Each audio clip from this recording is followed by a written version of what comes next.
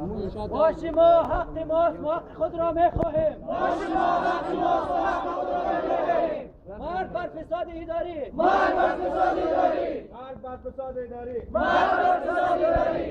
موږ اداري فساد نه غواړو. موږ خپل حق غواړو. مرگ بر فساد اداری. مرگ بر فساد اداری. ما حق خود میخواهیم. ما شما حق ماست ما حق خود را میخواهیم. ما شما حق ماست ما حق خود را میخواهیم. ما شما حق ماست ما حق خود را میخواهیم. دیر بعد خبر کی ما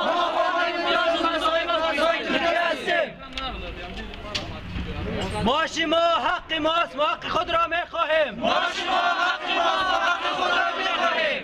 مرگ بر فساد اداری. مرگ بر فساد اداری. مرگ بر فساد اداری. مرگ بر فساد اداری.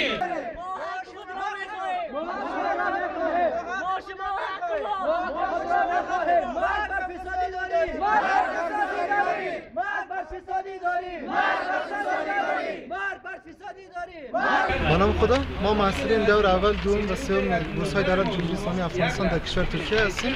از مدت 3 سال به این طرف در ترکیه زندگی میکنیم و هر سال دارای یک تعداد مشکلات هستیم. این مشکلات تا به این روز ادامه داره و متاسفانه که مشکل معاش ما بسیار مشکل بسیار عمده هست که طبق وعده هایی که وزارت تحصیلات عالی به ما سپرده بوده معاش ما باید مصائب و معاشی که محصلین خود دولت ترکیه میگیرن یا بورس‌های حکومت ترکیه میگیرن میباشه که او 600 لیره ترکیه است که متاسفانه تا امروز به ما 500 لیره میآید که نظر به معاش‌های سابق است و ما خواهان حق هستیم که معاش ما که همیشه 600 لیره نظر به قانون ترکیه است همیشه به وقت خود بیاید و خدای نکرده طور نشوه که معاش 15 روز به یک وقت بیاید و معاش 15 روز به وقت دیگه بیاید و ما خواهان از هستیم که مشکلات ما حل شود و بفهمیم که آیا این مشکلات معاش ما از جانب سفارت است یا این مشکلات ما از جانب وزارت است. بسیار تشکر.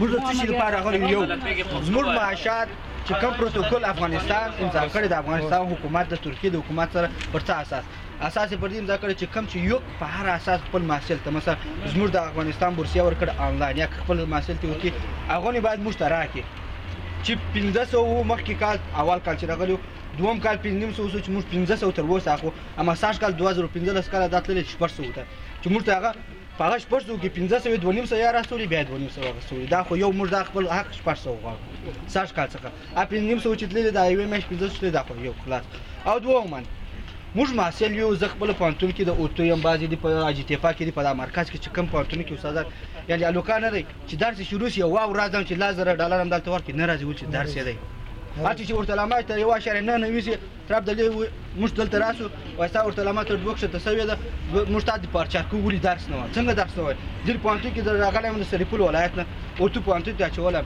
یعنې زه د دې سویې سره څنګه درس وم زه راسه خپل معاش غم وخورم ډوډۍ غم وخورم درس غم وخورم چی شد یک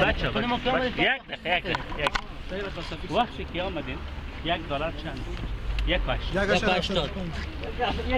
بله حالا $1 است 2.44 بله متوجه بله مثلا در همین کشور از وقتی که ما آمدم 3 سال شده در 3 سال بسیار مسائل 30% 40% بالا رفته ولی معاش بالا نرفته. ولی معاش ما همون معاش است کم شده وقتی امتحانش است نانی صبح نداره بخوره ولی چای صبح نداره بخوره چای پیاله میره و اون سری امتحانش فکر بکنه یا سری شکر میخواد بکنه دیگه پاییز که ما گفتیم زمانی که ما در ترکیه آمدیم معاش ما 280 یا 286 دلار بود دیدن که سفارت دید که 10 تیلی 15 تیلی سفارت نه یک دقیقه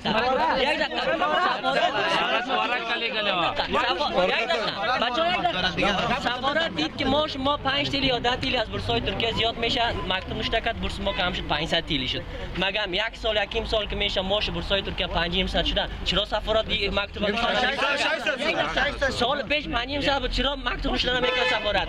این سال 600 200 چرا سفارت مکتوب نشدن؟ وخت نه رسیږي کله 15 ورځو کې مونږ ته را لېږي کله په یو میاشت کې لېږي هر څونه چې زړی شي مونږ ته لېږي دلته هغوی د مونږ په ماشینو باندې سفارت ده که وزارت ده تجارت شروع کړی نو مونږ غواړو چې خپل دغه ماشونه په وخت راشي او دغه فساد چې په سفارت کې ده او که په وزارت کې ده له منځه لاړ شي او د مونږ غږ ټول مقامات ته ورسیږي د افغانستان رئیس جمهور وزارت ټول خلکو ته ورسیږي او هیله لرو چې د مونږ په مشکلاتو باندې غور وکړي. نماینده مسئولین شاید نزدیک هستم و نماینده اونا به خاطر با چند دلیل اومدن با سفارت جمع شدن. یکی تعویق افتادن و تأخیر شدن معاشای ماست، دوم پایین آمدن معاشای ما به تناسبی که وعده شده از طرف سفارت به وزارت تحصیلات عالی و سوم این که مشکلات ما وقتی ما مشکلات ما به سفارت پیشکش میکنیم سفارت به ما جواب قانع کننده نمیده و آن وقت ما را گپ میده و ممکن دلایل قانع کننده که باید باشه منطقی باشه به ما نمیده. ما جز وقت طلبی جز فریب و عوام فریبی جز محصل فریبی و جز وقت ضایع کنی دیگه کدام جواب قانع کننده به ما نداده. فساد نغواړو ما حق خود را میخواهیم پول خرید کتاب را نداریم مرگ بر فساد اداری.